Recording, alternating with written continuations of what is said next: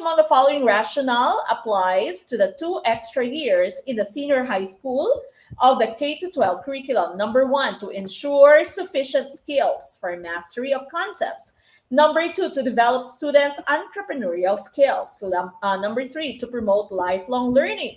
Would it be letter A, 1 only, letter B, 2 only, letter C, 1 and 2, or letter D, 1, 2, and 3?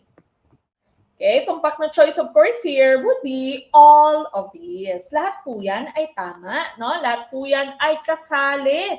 So sufficient skills kasi 'di ba kapag ka napunta ka abroad dati, no, wala pa pong K-12, sinasabi ng ibang bansa kulang tayo sa kaalaman, no? Kulang po tayo sa number of years in education. Okay? So sufficient skills, lifelong learning, of course, entrepreneurial skills. Na nasali na yung tech voc, di ba? Kaya siya may number 2. So all of these is tumpak.